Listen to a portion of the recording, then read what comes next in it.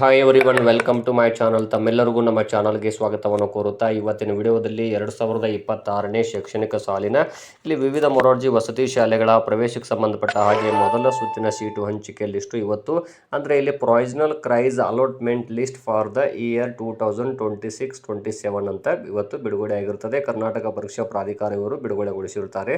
ಇಲ್ಲಿ ತಮ್ಮ ಮಗ ತಮ್ಮಗಳು ಎಕ್ಸಾಮನ್ನು ಬರೆದಿದ್ದಾರೆ, ಹಾಗಾದರೆ ಸೆಲೆಕ್ಟ್ ಆಗಿಲ್ಲ ಅನ್ನೋದು ಕಾರಣಗಳನ್ನು ಕೂಡ ಕೇಳಿದ್ರಿ. ಮತ್ತು ಇದು ಕೇವಲ ಪ್ರೊವಿಷನಲ್ ಕ್ರೈಸ್ ಅಲಾಟ್ಮೆಂಟ್ ಲಿಸ್ಟ್ ಮಾತ್ರ ಆಗಿರುತ್ತೆ. ಇಲ್ಲಿ ತಾವುಗಳು ನೋಡ್ತಾ ಹೋದರೆ ಇಲ್ಲಿ ಈ ವರ್ಷದ ಏನೋ ಲಿಸ್ಟ್ ಬಿಡುಗಡೆ ಆಗಿದೆ, ಅದರಲ್ಲಿ ಒಟ್ಟು ಸೀಟುಗಳ ಸಂಖ್ಯೆಯನ್ನು ನೋಡ್ತಾ ಹೋಗಿ ಒಟ್ಟು ಸೀಟುಗಳು ಎಷ್ಟಿದಾವೆ ಅಂತ ಚೆಕ್ ಮಾಡಿಕೊಂಡ್ರೆ ತಮಗೆ ಗೊತ್ತಾಗುತ್ತೆ. ಟೋಟಲ್ ಆಗಿರುವಂತಹ ಇಲ್ಲಿ ಒಟ್ಟು ಸೀಟುಗಳ ಸಂಖ್ಯೆಯನ್ನು ಚೆಕ್ ಮಾಡ್ತಾ ಹೋಗಿ ಒಂದೊಂದು ಶಾಲೆಗಳದ್ದು ಒಂದೊಂದಿದೆ. ಇಲ್ಲಿ BC ಅಂದರೆ ಇಲ್ಲಿ ಹಿಂದುಳಿದ ವರ್ಗಗಳ ಕಲ್ಯಾಣ ಇಲಾಖೆ ಅಡಿಯಲ್ಲಿ ಬರುವಂತಹ OBC ವಸತಿ ಶಾಲೆಗಳದ್ದು ಅವುಗಳು ನೋಡ್ತಾ ಹೋದರೆ ಕೆಲವು ಶಾಲೆಗಳಲ್ಲಿ 29 ಸೀಟುಗಳ ಲಿಸ್ಟನ್ನು ಬಿಡುಗಡೆ ಮಾಡಿದ್ದಾರೆ. ಅದೇ ರೀತಿಯಾಗಿ ಪರಿಶಿಷ್ಟ ಜಾತಿ ವಸತಿ ಶಾಲೆಗಳ ಲಿಸ್ಟನ್ನು ನೋಡ್ತಾ ಹೋಗಿ ಅಲ್ಲಿ ನೋಡ್ತಾ ಹೋದಾಗ ಅಲ್ಲಿ ಕೆಲವೊಂದು ವಸತಿ ಶಾಲೆಗಳಲ್ಲಿ 42 ಸೀಟುಗಳ ಲಿಸ್ಟನ್ನು ಬಿಡುಗಡೆಗೊಳಿಸಿದ್ದಾರೆ. ಕೆಲವು ಶಾಲೆಗಳನ್ನು ನೋಡ್ತಾ ಹೋಗಿ ಅಲ್ಲಿ ಕೂಡ ಯಾವ ರೀತಿ ಇದೆ ಅಂದರೆ ಕೆಲವೊಂದು ಶಾಲೆಗಳಲ್ಲಿ 50 ಸೀಟುಗಳು 51 ಸೀಟುಗಳ ಲಿಸ್ಟನ್ನು ಬಿಡುಗಡೆ ಮಾಡಿದ್ದಾರೆ. ಕೆಲವು ಶಾಲೆಗಳಲ್ಲಿ 37 ಲಿಸ್ಟ್ ಬಿಡುಗಡೆ ಮಾಡಿದ್ದಾರೆ. ಇನ್ನು ಕೆಲವೊಂದು ಶಾಲೆಗಳಲ್ಲಿ 49 ಸೀಟುಗಳ ಲಿಸ್ಟನ್ನು ಬಿಡುಗಡೆ ಮಾಡಿದ್ದಾರೆ. ಹಾಗಾದರೆ ಇಲ್ಲಿ ಒಟ್ಟು ವಸತಿ ಶಾಲೆಗಳಲ್ಲಿ ನೋಡ್ತಾ ಹೋದಾಗ ಎಷ್ಟು ಸೀಟುಗಳು ಲಭ್ಯ ಇದಾವೆ, ಎಷ್ಟು ಸೀಟುಗಳನ್ನು ಇವತ್ತು ಬಿಡುಗಡೆಗೊಳಿಸಿದ್ದಾರೆ ಅನ್ನೋದನ್ನು ತಮಗೆ ತಿಳಿಸ್ತಾ ಹೋಗ್ತೀನಿ. ಇದು ಕೇವಲ ನಾನು ಆಗಲೇ ಹೇಳಿದಾಗೆ ಇದು ಪ್ರೊವಿಷನಲ್ ಸೆಲೆಕ್ಷನ್ ಲಿಸ್ಟ್ ಮಾತ್ರ ಆಗಿರುತ್ತೆ. ಇಲ್ಲಿ ನೋಡ್ತಾ ಹೋಗಿ ಇಲ್ಲಿ ಸಮಾಜ ಕಲ್ಯಾಣ ಇಲಾಖೆಯಲ್ಲಿ ಬರುವಂತಹ ಪರಿಶಿಷ್ಟ ಜಾತಿ ವಸತಿ ಶಾಲೆಗಳಲ್ಲಿ 50 ಸೀಟು ಲಭ್ಯ ಇರ್ತಾವೆ, ಅಂದರೆ SC ವಸತಿ ಶಾಲೆಗಳು. ಅದೇ ರೀತಿಯಾಗಿ ಪರಿಶಿಷ್ಟ ವರ್ಗಗಳ ಅಂದರೆ ಪರಿಶಿಷ್ಟ ಪಂಗಡಗಳ ವಸತಿ ಶಾಲೆಗಳಲ್ಲಿ 50 ಸೀಟು ಲಭ್ಯ ಇರ್ತಾವೆ. OBC ವಸತಿ ಶಾಲೆಯಲ್ಲಿ 50 ಸೀಟುಗಳಿದಾವೆ. ಇನ್ನು ಶಿಕ್ಷಣ ಇಲಾಖೆಯಿಂದ ವರ್ಗಾವಣೆಗೊಂಡಂತಹ ಶಾಲೆಗಳಲ್ಲಿ 50 ಸೀಟುಗಳಿದಾವೆ ಮತ್ತು ಅಟಲ್ ಬಿಹಾರಿ ವಾಜಪೇಯಿ ಶಾಲೆಗಳಲ್ಲಿ ಪರಿಶಿಷ್ಟ ಜಾತಿ 80 ಸೀಟುಗಳಿದಾವೆ. ಅದೇ ರೀತಿ ಅಟಲ್ ಬಿಹಾರಿ ವಾಜಪೇಯಿ ವಸತಿ ಶಾಲೆಗಳಲ್ಲಿ 80 ಸೀಟುಗಳು, ಹಿಂದುಳಿದ ವರ್ಗಗಳ ಅಟಲ್ ಬಿಹಾರಿ ವಾಜಪೇಯಿ ವಸತಿ ಶಾಲೆ ಅಂತಿದೆ ಅಲ್ಲಿ 80 ಸೀಟುಗಳು, D ದೇವರಾಜ್ ಅರಸು ಶಾಲೆಗಳಲ್ಲಿ 60 ಸೀಟುಗಳದಾವು.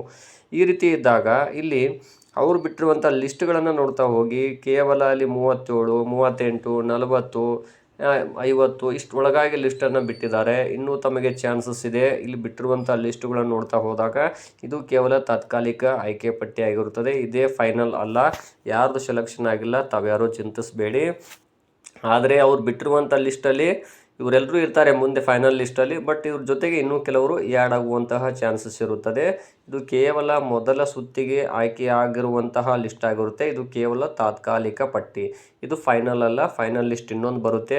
ಇಲ್ಲಿ ನೋಡ್ಬೋದು ತಾವು ಕೂಡ ಇಲ್ಲಿ ರ್ಯಾಂಕ್ ಲಿಸ್ಟ್ಗಳನ್ನು ನೋಡ್ತಾ ಹೋಗಿ ರ್ಯಾಂಕ್ ಲಿಸ್ಟ್ ನೋಡಿದಾಗ ಇಲ್ಲಿ ನಮಗೆ ತಿಳಿದು ಬರುವಂಥದ್ದು ಮಾಹಿತಿ ಏನಂದರೆ ಇಲ್ಲಿ ಒಂದು ಜಿಲ್ಲೆಯಿಂದ ಒಂದು ಜಿಲ್ಲೆಗೆ ಬಹಳಷ್ಟು ಡಿಫ್ರೆನ್ಸಸ್ ಇರುತ್ತದೆ. ಯಾಕಂದರೆ ಇದು ಆಯ್ಕೆ ಪಟ್ಟಿ ಯಾವ ರೀತಿ ಇದೆ ಅಂದರೆ ಜಿಲ್ಲಾವಾರು ಆಯ್ಕೆ ಪಟ್ಟಿ ಇದೆ. ಅಲ್ಲಿರುವಂಥ ವಿದ್ಯಾರ್ಥಿಗಳು ಅರ್ಜಿ ಸಲ್ಲಿಸಿದವರು ಎಕ್ಸಾಮ್ ಬರೆದಿರ್ತಾರೆ. ಅವರ ಒಂದು ಏನು ಅವರು ಪಡೆದುಕೊಂಡಿರುವಂತಹ ಒಂದು ಅಂಕಗಳು, ಮೆರಿಟ್ ಮತ್ತು ಅವರ ಮೀಸಲಾತಿ, ಶಾಲಾವಾರು ಆದ್ಯತೆ ಇವುಗಳ ಆಧಾರದ ಮೇಲೆ ಸೆಲೆಕ್ಷನ್ ಮಾಡಲಾಗಿರುತ್ತೆ. ಇಲ್ಲಿ ನೋಡ್ಬೋದು ಇಲ್ಲಿ ಅಲೋಟೆಡ್ ಕೋಟಾ ಅಂತಿದೆ ಮತ್ತು ಅಲೋಟೆಡ್ ಕ್ಯಾಟಗರಿ ಅಂತಿದೆ, ಯಾವ ಕ್ಯಾಟಗರಿಯಲ್ಲಿ ಅವರು ಸೆಲೆಕ್ಟ್ ಆಗಿದ್ದಾರೆ ಅಂತ. ಇಲ್ಲಿ ವಿಶೇಷ ವರ್ಗದವರು ಕೂಡ ಇರ್ತಾರೆ. ನೀವು ಅನ್ಬೋದು ಇಲ್ಲಿ ರ್ಯಾಂಕಿಂಗ್ ಕಡಿಮೆ ಇದ್ದವ್ರದ್ದು ಏನು ಜಾಸ್ತಿ ರ್ಯಾಂಕಿಂಗ್ ಇದ್ದವ್ರದ್ದು ಆಯ್ಕೆ ಆಗಿಲ್ಲ. ಆದರೆ ಇಲ್ಲಿ ಕಡಿಮೆ ರ್ಯಾಂಕಿಂಗ್ ಅಂದರೆ ಬಹಳಷ್ಟು ದೂರ ಇದ್ದಂಥವ್ರದ್ದು ಆಗಿದೆ. ನಮ್ಮದೆಲ್ಲ ಕಡಿಮೆ ರ್ಯಾಂಕಿಂಗ್ ಇದ್ದವು, ಅದು ನಮ್ದು ಯಾಕೆ ಸೆಲೆಕ್ಷನ್ ಆಗಿಲ್ಲ ಅಂತ ತಾವು ಕೇಳ್ತಾ ಇದ್ದೀರಿ. ಅಂದರೆ ಇಲ್ಲಿ ಅಂಕಗಳು ಜಾಸ್ತಿ ಬಂದು ನಮ್ದು ಯಾಕೆ ಸೆಲೆಕ್ಟ್ ಆಗಿಲ್ಲ ಅನ್ನುವಂಥ ಮಾಹಿತಿ ಇದೆ. ಆದರೆ ಇಲ್ಲಿರುವಂಥದ್ದು ಹೇಗೆ ಅಂದರೆ ನೋಡ್ತಾ ಹೋದಾಗ ಅಲೋಟೆಡ್ ಕ್ಯಾಟಗರಿ ಅಂತಿದೆ ನೋಡಿ, ಅವ್ರದ್ದು ಇಲ್ಲಿ ವಿಶೇಷ ವರ್ಗ ಆದರೂ ಇರುತ್ತೆ ಅಥವಾ ಪರಿಶಿಷ್ಟ ಜಾತಿ, ಪರಿಶಿಷ್ಟ ವರ್ಗ ಮತ್ತು ಇಲ್ಲಿ ಹಿಂದುಳಿದ ವರ್ಗದ OBC ಆಗಿರ್ಬೋದು, ಈ ರೀತಿ ಅವರು ಕ್ಯಾಟಗರಿ ಇದೆ. ಹಾಗಾಗಿ ಅವ್ರದ್ದು ಸೆಲೆಕ್ಟ್ ಆಗಿರ್ತಾರೆ. ಇಲ್ಲಿ ಅಂಕಗಳು ಒಂದೇ ಮಾನದಂಡ ಆಗಿರುವುದಿಲ್ಲ. ಇನ್ನು ಅಲೋಟೆಡ್ ಕ್ಯಾಟಗರಿ ಅಂತಿದೆ, ಲೋಕಲ್ ಕೋಟಾ ಅಂದರೆ ಸ್ವಂತ ತಾಲೂಕು, ಅಂದರೆ ನಿಮ್ಮ ವಿಳಾಸ ಯಾವ್ದು ಕೊಟ್ಟಿರ್ತೀರಿ, ಯಾವ ಎಕ್ಸಾಮ್ ಬರೆದಿರ್ತೀರಿ ಯಾವ ತಾಲೂಕಲ್ಲಿ, ಅದು ನಿಮ್ಮದು ಸ್ವಂತ ತಾಲೂಕು ಆಗುತ್ತೆ. ಅಲ್ಲಿ ನಿಮಗೆ ಪಡೆದುಕೊಂಡಂತಹ ಅಂಕಗಳು ಮೀಸಲಾತಿ ಆಧಾರ ಮೇಲೆ ಸೆಲೆಕ್ಟ್ ಆಗಿರ್ತೀರಿ. ಬಟ್ ಇಲ್ಲಿ ಲೋಕಲ್ ಕೋಟಾದಲ್ಲಿ 75% ಇರುತ್ತೆ. ಔಟ್ ಆಫ್ ತಾಲೂಕು ಅದು ನಾನ್ ಲೋಕಲ್ ಕೋಟಾ ಅಂತಲೂ ಕರೀತಾರೆ. ಅದಕ್ಕೆ ಔಟ್ ಆಫ್ ತಾಲೂಕಿನ ವಿದ್ಯಾರ್ಥಿಗಳಿಗೆ. ಬಟ್ ಇಲ್ಲಿ ಔಟ್ ಆಫ್ ಡಿಸ್ಟಿಕ್ಕಿಗೆ ಕೊಡೋದಿಲ್ಲ, ಓನ್ಲಿ ವಿದಿನ್ ಡಿಸ್ಟಿಕ್ ಇರುತ್ತೆ. ಹಾಗಾಗಿ ಇಲ್ಲಿ ಕೆಲವರು ಸೆಲೆಕ್ಟ್ ಆಗದೇ ಇರಬಹುದು. ಯಾಕಂದರೆ ವಸತಿ ಶಾಲೆಗಳಲ್ಲಿ ಇರುವಂಥ ಮೀಸಲಾತಿಯನ್ನು ನೋಡ್ತಾ ಹೋದಾಗ ಅಲ್ಲಿರುವಂಥ ಮೀಸಲಾತಿ ಆಧಾರ ಮೇಲೆ ಆಯ್ಕೆ ಪ್ರಕ್ರಿಯೆ ನಡೆಯುತ್ತದೆ. ಬಟ್ ಇಲ್ಲಿ ಎಲ್ಲ ವಿದ್ಯಾರ್ಥಿಗಳು ಇಲ್ಲಿ ಸಾಕಷ್ಟು ಕಾಂಪಿಟೇಷನ್ ಇದೆ. ಈ ವರ್ಷ ಒಂದೊಂದು ಜಿಲ್ಲೆಯಲ್ಲೂ ಕನಿಷ್ಠ 20,000ರಿಂದ 25,000 ವಿದ್ಯಾರ್ಥಿಗಳು ಎಕ್ಸಾಮ್ ಬರೆದಿದ್ದಾರೆ. ಹಾಗಾಗಿ ಸ್ಪರ್ಧೆ ಜಾಸ್ತಿ ಇರುವುದರಿಂದ, ಬಟ್ ಅದು ಅಷ್ಟೇ ಅಲ್ಲದೆ ಇಲ್ಲಿ ಕ್ವಶನ್ ಪೇಪರ್ ಕೂಡ ಫುಲ್ ಟಫ್ ಇತ್ತು ಈ ವರ್ಷ.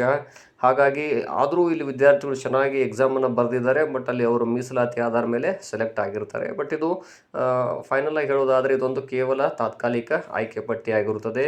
ಇಲ್ಲಿ ಸರ್ಕಾರವೇ ಅಂದರೆ ಕರ್ನಾಟಕ ಪರೀಕ್ಷಾ ಪ್ರಾಧಿಕಾರದವರೇ ತಿಳಿಸಿದ್ದಾರೆ, ಇನ್ನೂ ಕೇವಲ ಇದು ಪ್ರಾವಿಷನಲ್ ಲಿಸ್ಟ್ ಆಗಿರುತ್ತೆ. ಮೊದಲ ಸುತ್ತಿನ ಸೀಟು ಹಂಚಿಕೆ ನಡೆಯುತ್ತದೆ, ತದನಂತರ ಉಳಿಕೆಯಾಗಿರೋ ಸೀಟುಗಳು ಅದಕ್ಕೆ ಇಲ್ಲಿ ಸೆಕೆಂಡ್ ರೌಂಡು ಥರ್ಡ್ ರೌಂಡ್ ಕೂಡ ನಡೆಯುವಂಥ ಚಾನ್ಸಸ್ ಇರುತ್ತದೆ. ಆದ್ದರಿಂದ ತಾವ್ಯಾರೂ ಕೂಡ ಗೊಂದಲಕ್ಕೊಳಗಾಗಬಾರ್ದು. ನಾನು ಈ ಹಿಂದಿನ ವಿಡಿಯೋಗಳಲ್ಲಿ ತಿಳಿಸಿದ್ದೇನೆ, ನಿಮ್ಮದು ರಿಸಲ್ಟನ್ನು ಅಥವಾ ಸೆಲೆಕ್ಷನ್ ಆಗಿದ್ದಾರೆ ಇಲ್ವ ಅಂತ ಚೆಕ್ ಮಾಡ್ಕೊಳ್ಳೋದು ಹೇಗೆ ಅಂತ. ಒಂದು ವೇಳೆ ತಮಗೆ ಗೊತ್ತಾಗದಿದ್ದರೆ ಕಮೆಂಟ್ ಮಾಡಿ, ನಾನು ತಮಗೆ ಚೆಕ್ ಮಾಡಿ ತಿಳಿಸ್ತೀನಿ ಅನ್ನುವಂಥ ಮಾಹಿತಿ ಇವತ್ತಿನ ವಿಡಿಯೋದಲ್ಲಿ ತಿಳಿಸ್ತಾ ಇದ್ದೀನಿ. ಇದು ಒಟ್ಟಾರೆಯಾಗಿ ಇದು ಕೇವಲ ಪ್ರಾವಿಷನಲ್ ಲಿಸ್ಟ್ ಆಗಿರುತ್ತೆ. ತಾವೆಲ್ಲರೂ ಕೂಡ ವೇಟ್ ಮಾಡಿ ಅನ್ನುವಂಥ ಮಾಹಿತಿ ತಿಳಿಸ್ತಾ ಇದ್ದೀನಿ. ಧನ್ಯವಾದಗಳು.